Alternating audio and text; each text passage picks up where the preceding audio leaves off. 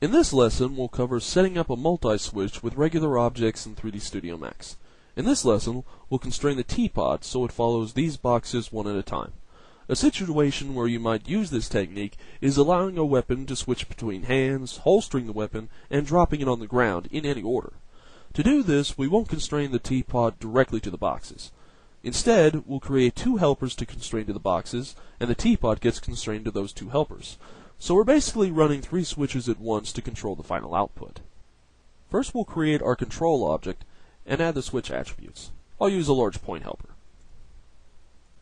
We'll add an attribute holder modifier so our custom attributes stand out well.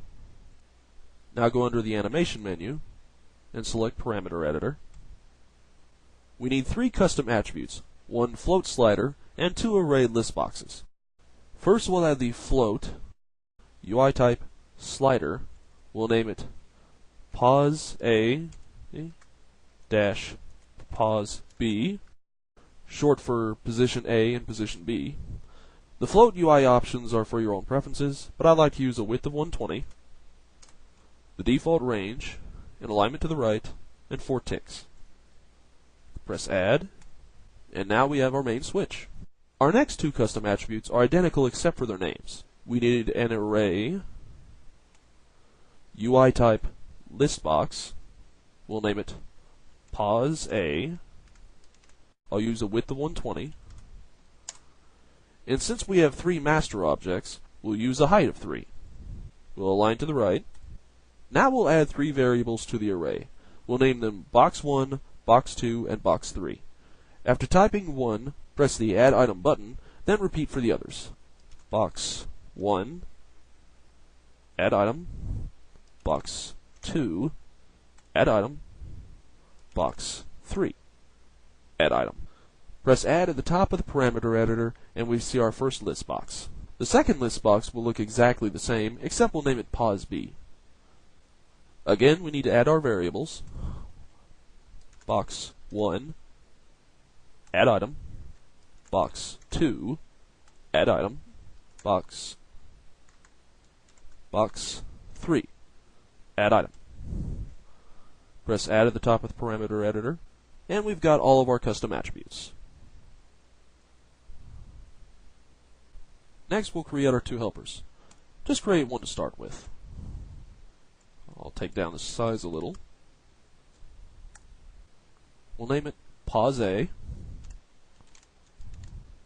With the helper selected, go to the animation menu, select position constraint, and left-click the first box.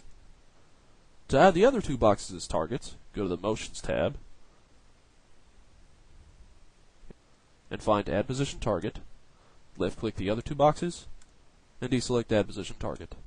We need two helpers with the exact same constraints, so to save time, we'll copy this one so we don't have to redo the position constraint. Control V to clone, we want a copy, and we'll name it pause B. I'll change the shape so we can differentiate between the two. Now we'll create some reactions to control these helpers' weights. Under the animation menu, select Reaction Manager. We'll do pause A first. Left-click Add Master, and left-click the control object. Find the pause A custom attribute. Now to add the position A helper as a slave, select it, go up to Add Selected, and find the position weights. Position weight 0,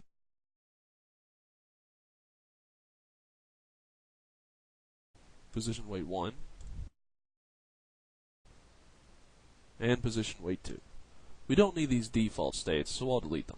Left-click the first one, right-click, delete state, right-click, delete state, right-click, delete state. We'll go ahead and create our states and edit them in here. Enter Create Mode, and click Create State 3 times. And exit Create Mode. For the first state, we need a value of 1, and since we want the first box in charge, position weight 0 will get a value of 100, and the other two will get a value of 0. For the second state, we want a value of 2, and since the second box is the master, it'll get a value of 100, and the other boxes will get a value of 0. For the third state, we need a value of 3, And since the third box is the master, it gets the value of 100, and the other gets zeros. We're done with pause. I'll move the reaction manager to the side, and if I select the control object, go to Modifier tab, and you can see that the helper switches which box is being controlled as I cycle through its values. I'll bring back the reaction manager, and we'll do position B. Press Add Master, left-click the control object, and find position B. Now to add the helper as a slave, select the position B helper, press Add Selected, and we need to add its position constraint weight attributes. Position weight 0, position weight 1, and position weight 2. Again, we don't need the default states, so I'll delete them. Left click the first one, right click, delete state, right click, delete state, right click, delete state. Again, we'll go ahead and create our 3 states and edit them in the reaction manager. Go to create mode and press create state 3 times. And exit create mode. Our first state needs a value of 1, and since the first box is the master, it gets a value of 100, and the other 2 get values of 0. In the second state, we need a value of 2, and since the second box is the master, it needs a value of 100, and the other 2 need values of 0. For the third state, it needs a value of 3, and since the third box is the master, it gets a value of 100, and the other 2 get values of 0. We're finished with the reaction manager, so I'll go ahead and close it. Now if I select the control object, I go down to the position B attribute, and if I cycle through the list, the helper jumps from box to box. Now we come to the teapot. We need to constrain it to these 2 helpers. Select the teapot, and go to the animation menu, select position constraint, and select the first helper. Now to add the second helper as a target, press Add Position Target, and left-click the second helper. This part will function exactly like a standard switch.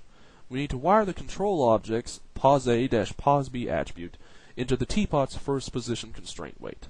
But first, we'll have to create some objects to function as the reverse of the pause-A-pause-B attribute that will wire into the teapot's second position constraint weight. For the reversing objects, we need 2 point helpers and 1 expose transform helper.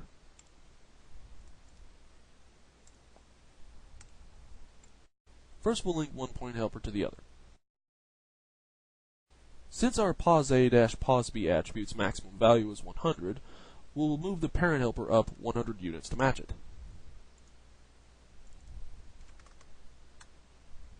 I can't see it anymore, so I'll zoom out. Now to zero out the position of the second helper, go to gimbal mode and zero it out. Close that, and move it up a little just to separate it from the other. Now we need to reverse the axis of the second helper so that up is down and down is up. To do that, you have to rotate the first helper upside down 180 degrees. Type in 180, enter, and it's upside down. Now we need to wire the position A, position B attribute into the position Z of the second helper. Select the control object, right click, go to Wire Parameters, select the custom attribute pause-A-pause-B, left click the second helper, and select position Z. Select the direction of our connection, and hit connect. Now whenever we move the pause-A-pause-B attribute, this helper moves to the reverse of our custom attribute's value. 0 and 100, 10 and 90, 25 and 75, 50, 50, etc., etc. I'll move it a little bit just to keep it separate. Now we need to use the expose transform helper to expose the world position of the second helper. Under the Modifier tab, highlight Expose Node, and select the second helper. Now for the final step. We'll wire our pause-A-pause-B attribute and its reverse value that we're getting from these objects into the position constraint weights of the teapot. Left-click the control object, right-click, go to Wire Parameters, select the custom attribute pause-A-pause-B. Left-click the teapot, select Position Weight 0, select the direction of our connection, and hit Connect. For the reverse, select the Expose Transform Helper, right-click, go to Wire Parameters, go to Object Expose Transform Helper, select World Position Z, left-click the teapot, select Position Weight 1, select the direction of our connection, and hit Connect.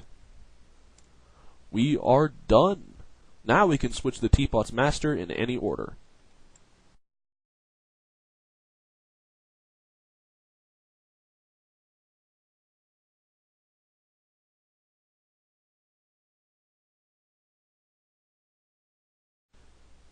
This concludes the lesson on setting up a multi-switch with regular objects in 3D Studio Max.